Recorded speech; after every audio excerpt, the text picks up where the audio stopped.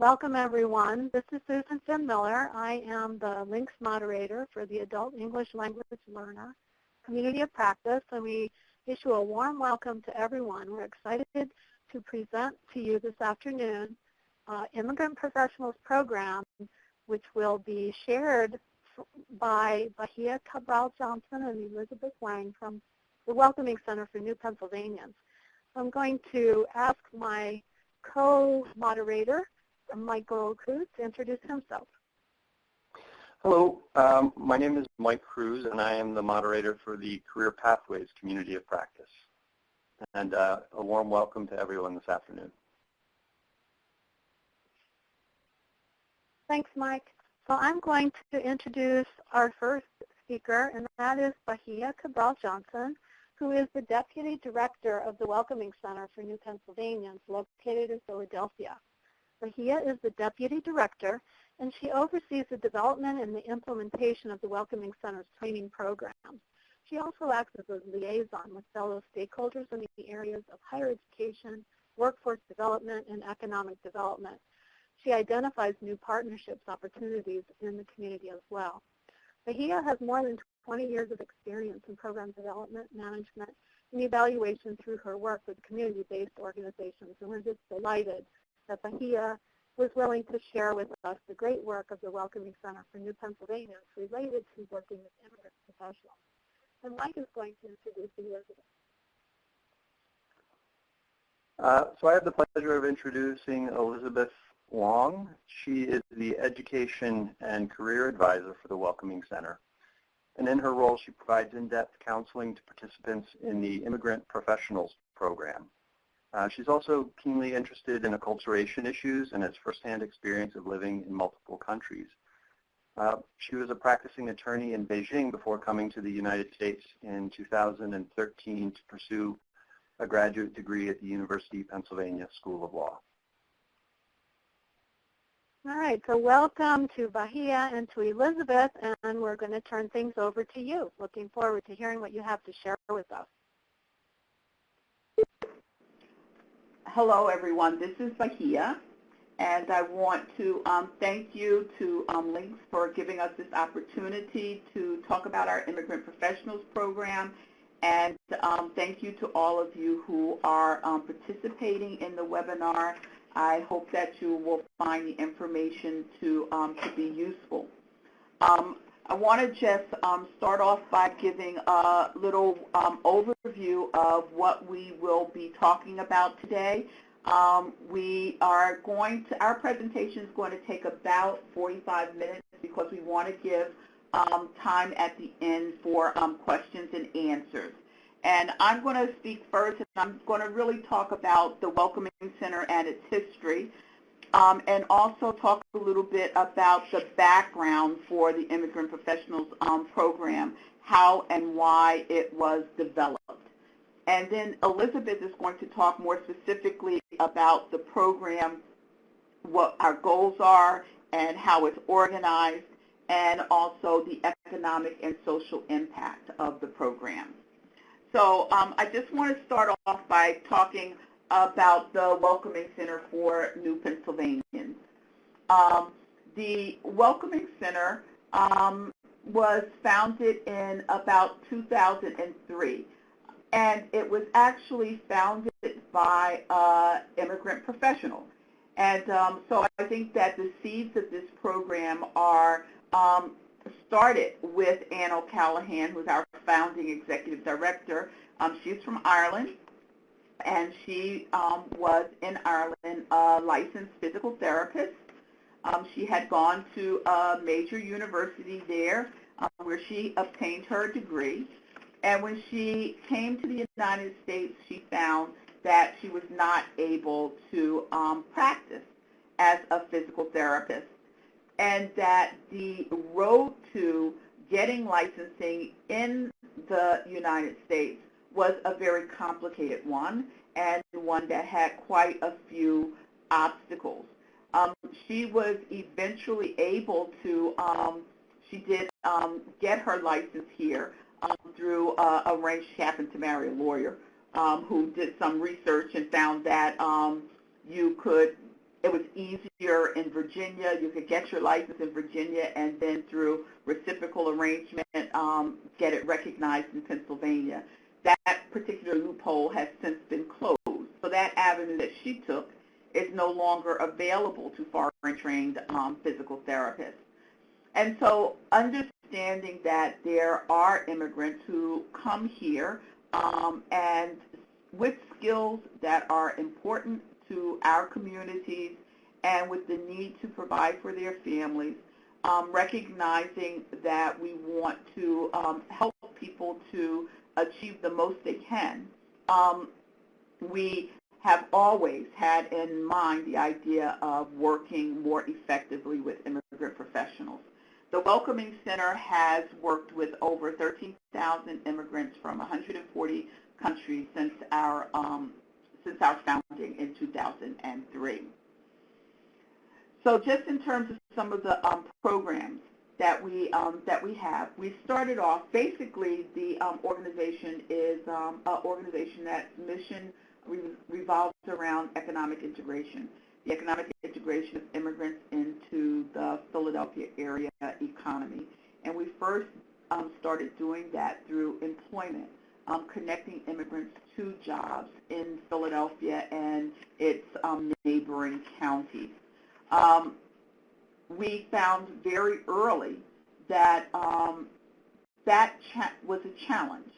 And not only was it a challenge to connect people to employment, but it was also a challenge in terms of helping people to retain employment. Most of the employment that we were able to find was survival jobs, entry-level employment. And what we found was that people were challenged because often the workplace culture of the countries from which they immigrated and the workplace culture of the United States was vastly different, and that it inhibited opportunities for success. And so we developed a curriculum, what we call soft skills.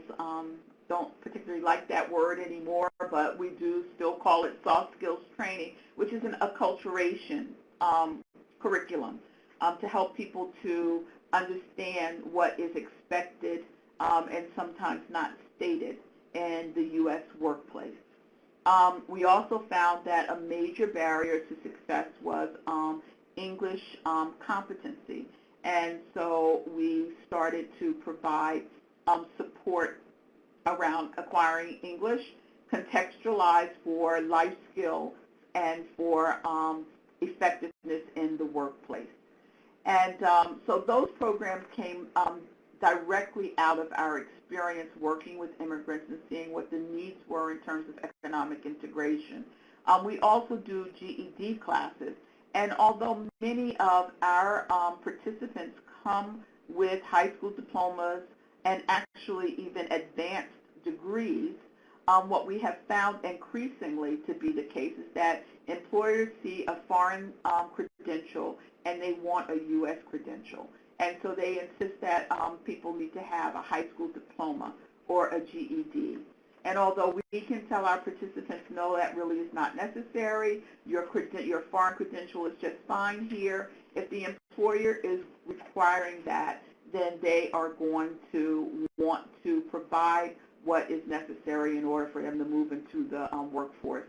So we do provide adult basic education from literacy through GED, and we provide ESL also from no English proficiency to advanced English proficiency. The last thing I want to talk about in terms of our program delivery before talking about the Immigrant Professionals program is that we also do small business technical support and support for aspiring entrepreneurs. And again, that is something that came from our practice. What we found is that often people, the barriers to entering the workplace or the workforce are so much that it is an alternative for people to be able to start their own business. Small business, sometimes starting off with something that's not brick and mortar. They may do vending and moving up to starting their own brick and mortar business. And what we found is that, of course, there are a lot of rules and regulations that surround starting a business in Philadelphia, and that those rules and regulations are not often clear and not necessarily easily accessible to immigrants or people who are limited English proficient. In fact, what we find is that the work that we do around supporting small businesses is something that's beneficial even to our native-born business owners because it's a complicated thing. And so we work with them to help them to make sure that they have their licenses in place, that they're following the rules around taxes, that all of the requirements of running a business are things that they're familiar with so that their businesses are legal and above board, and that they have maximum benefit for themselves and for the community. And so those are core programs that we've had for a number of years. And finally, a few years ago, we were able to get a planning grant to develop an Immigrant Professionals program. And that is what we're going to be talking about more today. And I just wanted to highlight some aspects about why we thought that an Immigrant Professionals program at this time was something that was important. We always recognized the need in terms of our immigrant clients because we recognize the large percentage of them who come with college degrees. But what we also looked at was the fact that in the Philadelphia region, there is substantial unmet demand. So, for example, Pennsylvania does have an older population. The average age is 40.5 years. Many industries are expecting that they're going to face substantial retirement over the next few years, and that there are industries where there is critical need. It just so happens that two of those industries are healthcare and STEM. And those actually happen to be two areas where we have a substantial immigrant population that is educated and professionally trained in the healthcare sector and in the STEM sector. And so we thought ideally to be able to help these immigrants to move back into their professions for which they were trained in their countries of origin here in the United States was really a win-win. It helped the economy, helped to meet the unmet demand here in the Philadelphia area, at the same time allowing immigrants to maximize their potential. So besides the unmet demand, another issue that we are keenly aware of is the talent waste. And I'm sure that all of you have heard stories or worked with people, experienced situations where you have people who have PhDs in physics, people who were practicing physicians, science teachers, math teachers, computer specialists who are driving taxi cabs or who are working in the hospitality industry as housekeepers, or whose skills are in other ways underutilized. And this is a waste in terms of our economy, but it's also a waste in terms of the earning capacity of these people and their ability to provide for their families and to meet their fullest potential. And so we looked at those two factors and saw them as being very critical in terms of why we saw our Immigrant Professionals program as being important. That this whole issue of talent waste, when you see such a large percentage of immigrants who come to the United States, and the Philadelphia region is no different, who come to the United States professionally trained and are earning less than $30,000 a year. So these are issues that were important to us in developing our Immigrant Professionals program. And also we have done research with our client population, and we also have supported other organizations in doing research around immigrant professionals and their needs. We are a member of Imprint, And Imprint is the Immigrant Professional Program. Sorry, I'm falling over my words here. And it includes organizations like the Community College Consortium for Immigrant Education, the Welcome Back Initiative that works with healthcare professions, immigrants who are foreign trained in healthcare professions, the World Education, and Upwardly Global. The Welcoming Center is a part of that collaborative that was involved in research recently that came out that identified key elements for immigrant success here in the United States. Defining success as meaning earnings, ability to earn and to increase earnings, the ability to utilize skills that were acquired in their country of origin and also to develop new skills, and professional integration. And what those findings showed, which reinforced our own experience, is that the key barriers to people being able to reach this concept of success was, first of all, English proficiency. So someone might have been a star, I don't know, surgeon in their country of origin, but if they do not have English proficiency, then that is going to inhibit their ability to move into that profession here in the United States. Access to continued education, and then social capital. In the United States, so much depends on your ability to network, to have connections, to know people. And immigrants really struggle with that. First of all, because that may not have been the way that they would have gotten a job in their country of origin, but also because their networks tend to be much smaller than those of native-born populations. And so what we've done with our Immigrant Professionals program, which Elizabeth is going to talk about in more detail, is to try to incorporate those three components into a program that will enable immigrant professionals to practice their professions here in the United States or a similar profession. And we have focused on the areas of healthcare and STEM.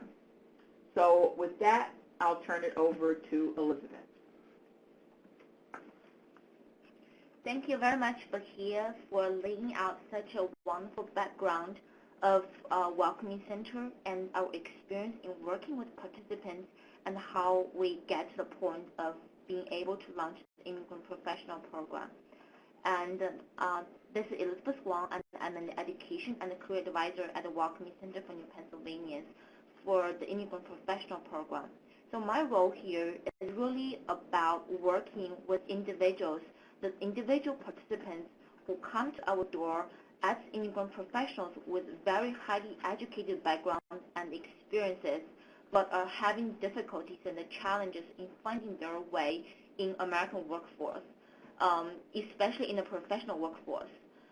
So my role is to helping them identifying what are their options for career pathway, for employment, for English classes, and how to help them overcome those barriers that our experience have demonstrated and our findings in research have also reinforced. So now I want to talk more specifically about what is our Immigrant Professionals Program. So based upon the funding that we received a couple of years ago from the Bayer Foundation, we were funded by the NET Foundation and the Bayer Foundation together in July 2013 to launch this Immigrant Professionals Program. And the program's mission is to help eligible immigrants to obtain professional level of employment. And that has always been in line with what Welcoming Center has been doing over the past decade of helping individual immigrants for their economic advancement and economic integration. So based on what we discovered of the high priority and high demand professions in health and STEM, meaning science, technology, engineering, and mathematician, that we work with immigrants who are in either of those professions and have at least a bachelor degree and above, who are work authorized, and who have at least an intermediate to higher level of English proficiency, and who are committed to the program participation and retention. And this is actually a very subjective standard that we use, but is actually very, very critical to the success of the immigrants themselves and the success of the program, because it's not easy to achieve professional level of employment. It's not easy for a foreign physician to become an American physician, which require usually years of studying, passing very difficult and challenging exams, which usually going to be in their second language, and overcome all the barriers financially, socially, and their competing responsibilities that we'll talk more in the lessons that we have learned, and we would love to share with you that what we have seen and how we are addressing those challenges. So for the program, we structured to embed the three major components, including career pathway, addressing cultural competency component, and develop their professional skills for the immigrants. So for career pathway, we, as Welcoming Center has always been doing, that we see what is needed in our clients, and then we try to address those needs, and creating curriculum, classes, bring in and create and brainstorm new resources to help our clients. So it has always been a very client-oriented focus, and it brings the same token to our career pathway approach, is that we work with our participants on one-on-one basis. So when they come into the Welcoming Center, we'll sit down with them to say where you are, where you stand, how long you've been in America, what was your previous experience, your previous education, work experience, employment history, and where you want to go, what you would like to see yourself in 5, 10 years professionally in America. And then we try to build a bridge to help you get there, from starting English classes, from getting an entry-level employment, and from advancing you in that employment path down the road. And in the meanwhile, we facilitate with more contextualized advanced English classes that Bahiya had talked about before. All of those are new resources that Welcoming Center has developed based on the demonstrated needs in our participants. And we also try to address the cultural competency, as this has been one of the major challenges that we have seen in our participants, that we see a lot of people walking into the door as very professionally skilled doctors or engineers, and they talk to us that I applied for jobs, but I didn't get any responses. So we sit down with them, tell me, how did you apply to your jobs? And they would say they sent a resume, they found the position, opened up online, and applied through that channel. And when we talk in details about the process they apply for jobs, they present a 6-7 pages long of resume. So this part of not knowing much about what is the expectation in American workforce is something that we really try to embed in our entire curriculum and to help them in their professional development in the long run. So we worked with our very senior consultant, Dr. Jerry Whelan, who had worked for many years in the ECFMG, the organization that is in charge of the recredentialing for foreign trained doctors. He worked with us to develop a very comprehensive curriculum for foreign trained doctors to understand the medical field in America, of how to interact with children, with families, how to talk to patients, how to introduce to our foreign doctors about the patient-centered care approach that is being used in America, but is very different from many other cultures where our participants have come from. Personally, I'm from China, where doctors are basically gods, that they don't talk to patients. They just give you treatment and prescription, and you follow that. But in America, patients are patients has always been very involved in their entire process in the treatment. So doctors will consult not only with patients themselves, but also with parents, with families. So being aware of such differences and understanding what would be expected in this new U.S. Medical care environment is very important that we see and we try to address this. And in addition to that, we also developed contextualized English classes that not only help our participants, particularly those in the health cohort, to advance their English level, but also embed the elements of cultural elements, that they understand what would be the appropriate tonality to talk to their peers, their colleagues, and to talk to patients in the hospital. And we also include the very fundamental skill training of building your basic resume as is expected in American culture, and the coach you on interviewing, writing cover letters, writing thank you notes, follow up with their job interviews.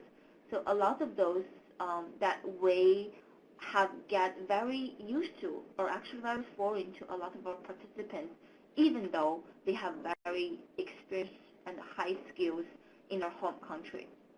And the third component we are trying to address is professional development.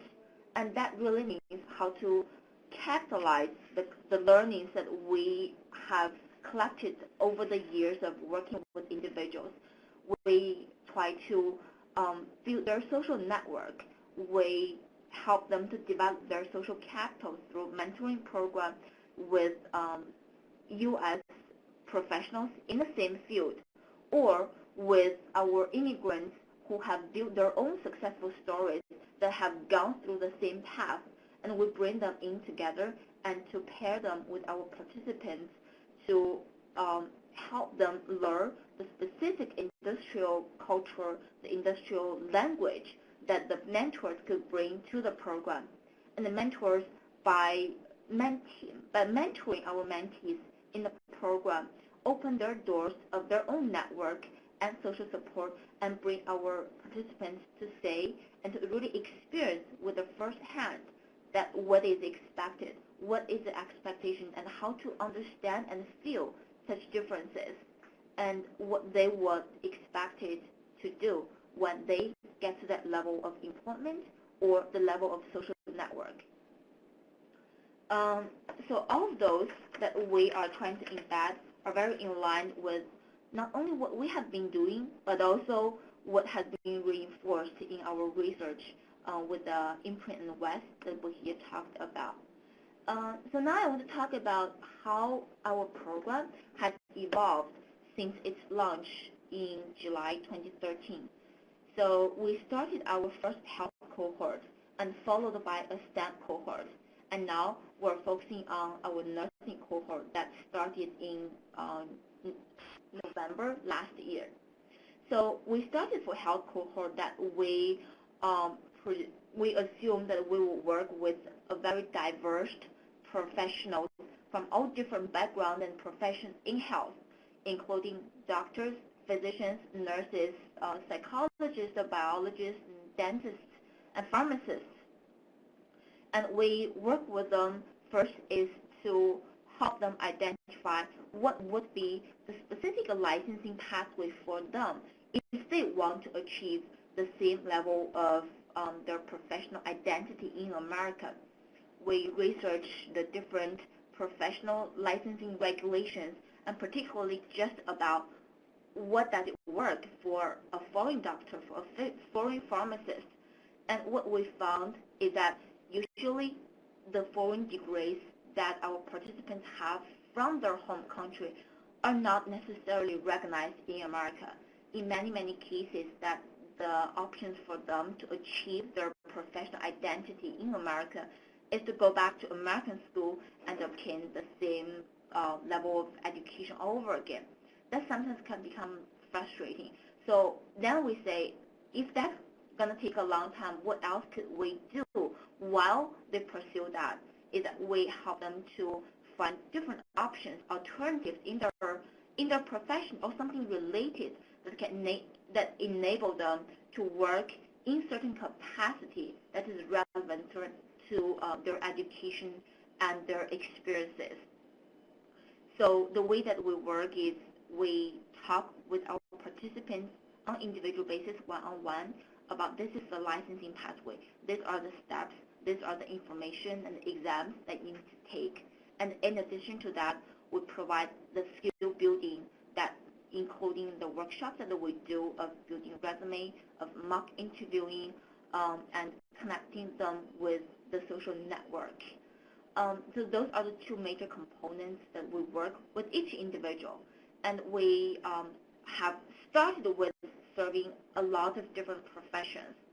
And that actually brings challenge as I have just said, because there's such a diversity, such a differences in all different professions, we find it challenging to be able to address such a various degree and levels of needs and demands from the participants. And that's why that we gradually find that maybe a more focused approach can best serve and maximize the benefits that our program can bring. So we started with healthcare cohort, and we learned more in the STEM cohort that we work with a lot of engineers, technicians, mathematics, and that we experienced the same and similar challenges as we did in our first health cohort. And the lessons that we took and collected brought into our launching of the third cohort with a more focused approach this time that we try to addressing particularly just with the nurses. We help foreign trained nurses to become American nurses through help them with English proficiency preparation, help them with the job placement from entry level to more advanced level employment, and help them to plan and strategize and manage their time and cost for the study. So now I want to talk more about what we are currently doing for this nursing cohort. So the goal for the nursing cohort is to help eligible foreign trained nurses to obtain their registered nursing license in America within the course of a year through our program services, including the career pathway workshop, the test preparation classes, including the TOEFL class preparation, which is a required component for foreign nurses to obtain their licensure in America in that process, and also the licensing program, specifically the NCLEX test preparation class. We partnered with a piano organization, which is a name that I really love, an acronym for Philadelphia Indian American Nurse Organization. We also call them piano. So we brought them in to mentor our participants and to co-teach the English preparation classes. And we also partnered with another nonprofit organization in Philadelphia to provide financial assistance to eligible participants. Because this entire process is not only time-consuming, that requires a lot of individual commitment to this process, but it's also financially challenging to many of our immigrant participants who are very new to the country, don't really speak English as well as we hope to pursue that. So over that long course of this pursuit, financial challenge becomes real. And how we are going to address that is that we partner with this Women's Opportunity Resource Center, that they provide loan programs and savings programs can really tangibly make an impact on the pathway relicensing for our participants.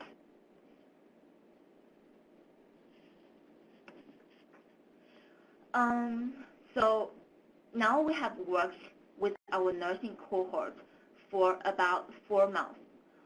The goal for this cohort is to recruit 30 foreign trained nurses to help them obtain the registered nursing license within a year. And now we are halfway there. We already got 50 nurses, and 2 of them have registered with the testing organization to take their licensing exam in end of February. And 2 of them have started requesting their original diploma and transcript to be sent and start this whole path. And most of the participants are actually already working, which would substantially elevate the financial burden that we impose on them in this pursuit. So, but we also learned that all the lessons that Bahiya have talked about and what we have seen through working with them individually, the lessons about English proficiency is critical, the cultural competency and professional skill, and also continued education. And I think maybe share with you some of the real cases, the client stories here would make it more visual, more tangible. So we say that English proficiency is critical. It's critical not only for the clients to learn and to prepare for the licensing exam, but it's also very important and critical in their communication with other people, in their employment, and in them building their network. What we say is that by taking a 10-week of advanced English classes, one of our clients started with just sitting in the back row of the classroom and doesn't even talk. And when he was called upon by the teacher to contribute some of the ideas in the course material, he would smile and shake his head and turn over to someone else next to him. But after this course, over only maybe 10 weeks, when he was being part of an event that the Welcoming Center organizes, we actually saw him approach someone that he didn't quite know and started small talks. And that level of confidence and that level of they just feel comfortable of talking to someone and knowing that he has a lot to contribute is what we say the English proficiency improvement has made. And also in the cultural competency and professional skill training, we see as the essential of not only to act and behave appropriately in workforce, but also very important in building the network support. We always say in finding employment or building your social capital, what matters is not what you know, but more about who you know. So we talk about this idea and we conceptualize it, and we address this through our workshops and through our mock interview training.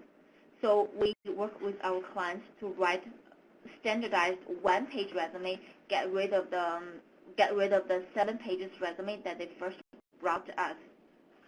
And we use that to conduct a mock interview with them. We ask for questions, tell me about yourself, or why do you want to apply for this position, what you can bring to the table, why would I want to hire you, what's your weakness, what's your strength. And those questions can be actually very, very challenging, not only for a native speaker, but even more challenging for our foreign professionals who probably never had encountered such questions, because in their own culture, this whole idea of self-branding and self-marketing that we have get used to is just non-existent in their culture. So we try to bring this aspect of them to this table and coach them of how to present and how to talk about those ideas. And we also say that continued education, not only it's not just about the high education that we always think, master degree, PhD degree, but even very minimum training, a very short-term certification program, a training program, any type of U.S. experience, an unpaid apprenticeship or internship would make a huge difference to help participants to get their foot in the door.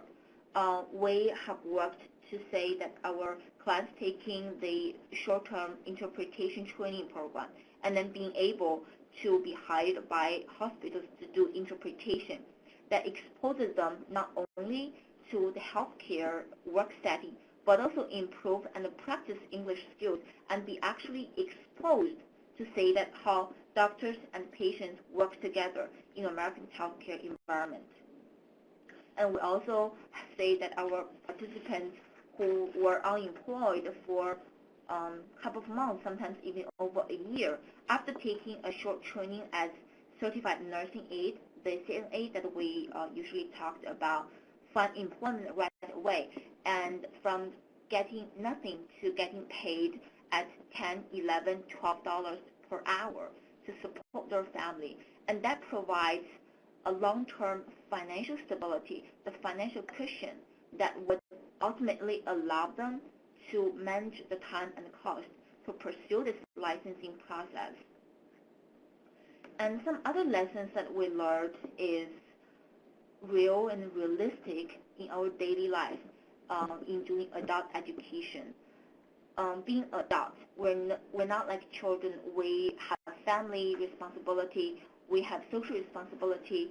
All of those competing responsibilities sometimes bring challenges for us to actually go into classes and finish the homework. And what we do is we try to sit down with them and we say, let's make a realistic plan. If you have to work 60 hours per week, then okay, we don't expect you to study 3 hours per day, but how about half an hour of reading? How about 30 minutes over the weekend or before your breakfast? How much time you can contribute and you can commit per week, per month? And based on that estimate, we say, okay, you can probably finish this whole licensing in a year, but you can do in 18 months. If you cannot do in 18 months, at most in 2 years. Now, in 2 years, it means you study maybe 30 minutes a day and some more during the weekend. But in 2 years, you will become a registered nurse, and you will be able to make from $25,000 to $90,000 in 2 years. That's a great jump in your salary, a great jump in your future career. And that's a 2-year short investment for the rest of your life. So we try to talk that into them and really address like a picture, like going through one step by another and seeing the future. So that's what we try to help them in realistic terms of overcoming those challenges. So I think that's our presentation for today. And thank you, Bahiya, for introducing, and thank you for bringing us to this wonderful platform to talk about our Immigrant Professionals program. And now we are ready to take questions.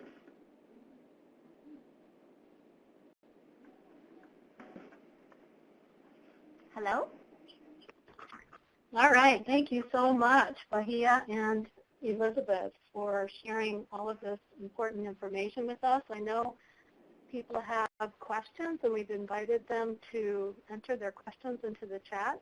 One question that came up already from Susan Jablow was about the financial assistance that you're providing for the nursing cohort, and she wondered, how that is managed. Is it for direct expense for school, or what exactly? How are those finances provided? Okay, so the organization WORK, Women's Opportunity Resource Center in Philadelphia, they actually have funding to support people who have limited resources in being able to make major purchases. So one of the programs that they have is a savings program. And you have to commit to saving a certain amount of money per month. And then at the end of the year, they will match what you saved. And so we do not have any responsibility in terms of managing that at all. We introduce the client to the program. They choose to participate in the program. They make the savings commitment per month, and then at the end of the year, they're able to access that money to pay for the fees that are involved in taking the NCLEX exam, the TOEFL exam, or whatever fees are required. Those are if they are registering with the organization that works with foreign trained nurses, CGFNS, there's a fee for that. To take the TOEFL exam, there's a fee for that. And to take the NCLEX exam, there's a fee for that. And so this is one program that allows them to save towards that and also to access other resources if they stay with the program. They also have a loan program. And so, and again, this is not something that we administer. We refer the client to WARC, and WARC administers the program. Yeah, and we build this partnership also based on one is reality that finance could be a challenging to many of the participants. It's $1,000 could be really hard to save for many clients who only make $11 per hour and they work not even on full-time basis. So we built this partnership with the other organization, the WORK, Women's Opportunity Resource Center. One is to provide a tangible assistance, and second is also actually as a sort of incentive for our clients to be committed. If you save that amount of money, there will be actual grants to match whatever you save, so that you only probably have to do a third of the cost or sometimes 1/2 of the cost. So we think it really provides a lot of incentive, motivation, and commitment for our clients to follow through their pathway. Thank you. That's very helpful. Another question that I had was about the piano mentorship program. I know there are several folks online today who are involved in mentoring programs. Can you say more about the piano mentorship support to the nursing cohort? Yes. So Piano is an organization that all of their members and their founders, they themselves are foreign nurses, that when they came, they, just as the founder of Welcoming Center, they found that they cannot be nurses anymore. And they have tried all different paths, doing research, doing inquiries with the licensing board in different states across the country of trying to find out what is the pathway for foreign nurses to practice in a specific state. So for them, all of their members have gone through the same challenges, and they are very committed to help other new foreign trained nurses to be more successful, to avoid the detours that they have taken to save their time and cost. So they're graciously not only help and bring the resources that they have in-house to Welcoming Center, but they also say that we can connect our participants with those mentors based on their English level, based on where they live, so they can even meet outside of the office and to provide the assistance on teaching them NCLEX, the test preparation, and also just practice English and learning more about how to be a nurse. What do nurses do on a daily basis?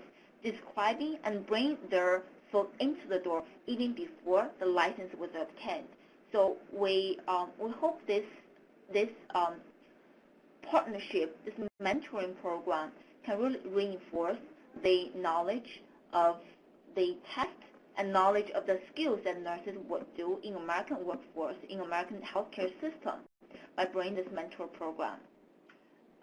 Let me just add to that the Welcoming Center is a relatively small organization, and our ability to do what we do is really very dependent on our ability to leverage other resources that exist in the community.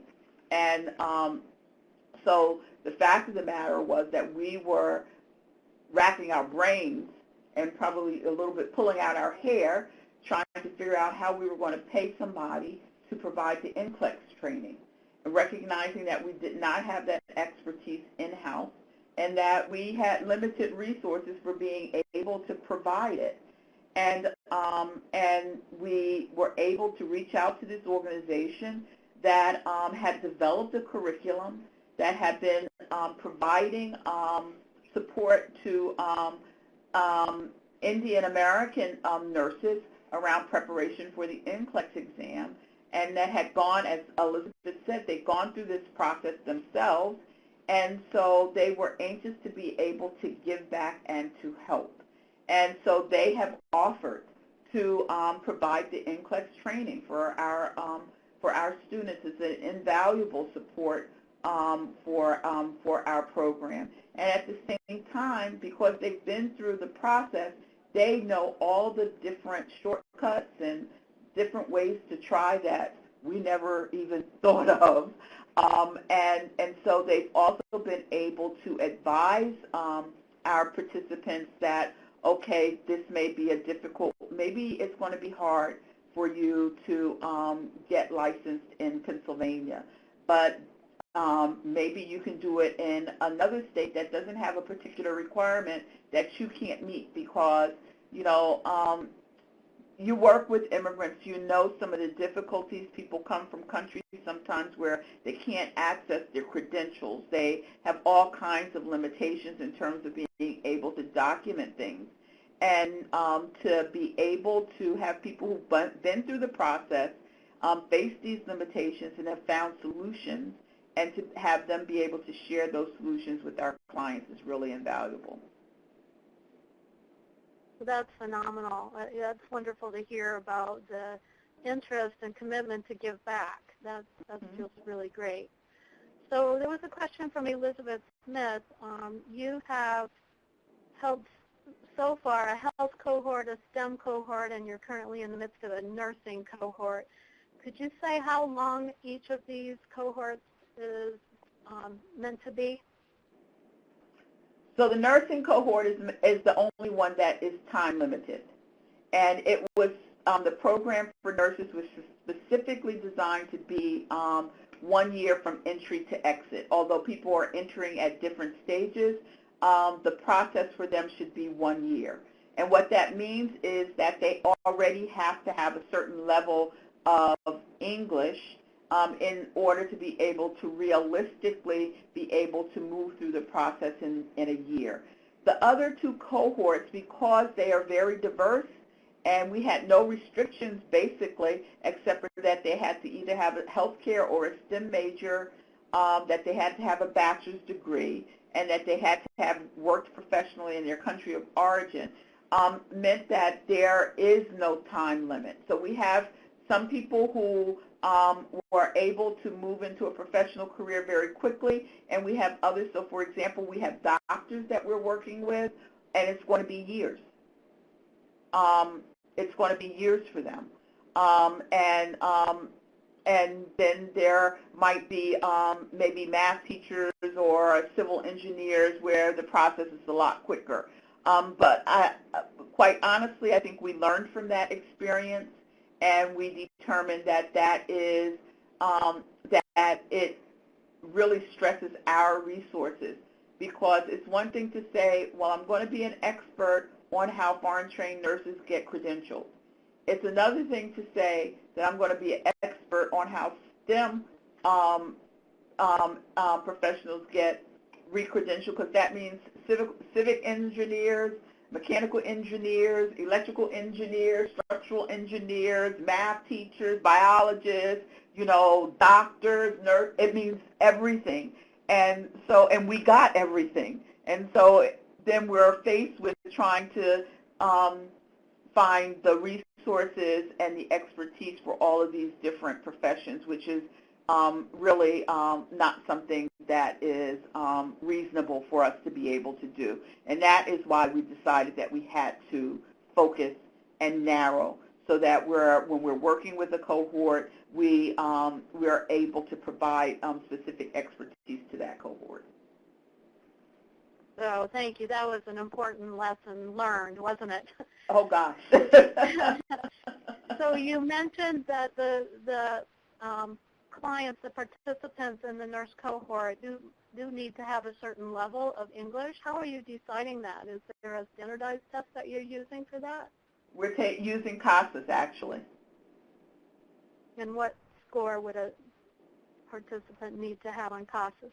They high intermediate is what we've determined. And I don't have the numbers in front of me in terms of what the actual number has to be. But it's equivalent to high intermediate. And also, I just want to add that it's also an ongoing basis that their English level lower than what we generally require does not actually preclude them into the cohort. It just kind of postpone their time admission to the cohort. They can start with our lower English level classes first, and then when they finish that, after a post-testing, when they reach to that level, they can officially start working. And the reason was that we want to keep our cohort programmatically and systematically ensuring that people in this cohort program are moving relatively at the same pace in terms of their course preparation, exam preparation. So when their English level is not there, it's actually not really helpful for them to spend that time in the same classes where they probably need more hand-holding and more English before they were being part of this class or cohort. Mm-hmm. So, I'm sorry. We have classes where basically they are best plus tested up to level 7 on a best plus test. And so if someone does not have English proficiency sufficient for our TOEFL prep, which is the first class, their English is not sufficient for that, then they're enrolled in one of our, as Elizabeth said, one of our lower level English classes until they get a high enough score, and then they're officially enrolled in the cohort. Okay, that's great. So you are actually offering the TOEFL prep class as part of your program, is that right? That's not. That's correct. You're not collaborating with an outside agency to do that. No, we do that ourselves. ESL is our thing. Yeah, great. So we're really coming close to the end of our time this afternoon. I don't know if any of our participants has another question they'd like to ask. You can go ahead and type that question into the chat, and we might have time for one more question. I wanted to highlight for everyone that this conversation will continue online in the links Career Pathways and Adult English Language Learners Communities this week, Wednesday through Friday. And we expect there to be a particular focus of discussion for each day. I'm guessing there would be a lot of interest in the issue of credential evaluation and licensing. These folks have become experts on the nursing process, so it would be very helpful to outline, what those expectations are. They also have wonderful resources on their website, so I'm hoping that we will be able to link to those resources on the Welcoming Center for New Pennsylvanians website, including resources related to specific occupations and preparing for different occupations, as well as starting entrepreneurship, starting one's own business. And I know a particular issue that's been quite important for the Welcoming Center folks has been acculturation for professionals and some of the challenges around that. I think that would be a topic that we can dig into online this week, in addition to accelerating English for professionals. And I know a lot of folks would be interested in professionals who have careers and who have been working as professionals in their previous lives in their native countries, but who are really at the beginning level of English. And so how do we accelerate the English skills for immigrant professionals in ways that can help them to move along more quickly than maybe we have in the past? So these are some of the topics that I know I'm interested in, and I'm hoping that we'll be addressing online, but please bring your own questions and participate. We hope that everyone who's online today will be able to contribute and share resources and questions and puzzles and problem solve together on this issue that's of such great importance to our field. So Mike, would you like to add any final words before we sign off? No, I just want to thank our presenters and again encourage everyone to join us in the conversation this week. I see some questions coming up about where those conversations will be held. That will be in the links communities of practice, and maybe it's possible we can send out directions to folks who might need further direction to find us for the discussion the rest of this week. Excellent. So yes, we'll be able to send that information out. I believe there's a link to an evaluation for today's webinar that will ask people, yes, I see the note that is on the screen now. So please complete the survey. We'd appreciate it very much. And once again, we want to thank Bahiya Cabral-Johnson and Elizabeth Wang for sharing such important information with us today. We'll look forward to the discussion for the continuing for the rest of the week. So thanks, everybody, and have a good evening. Thank you. Thank you. Thank you, Susan. Thank you, Michael.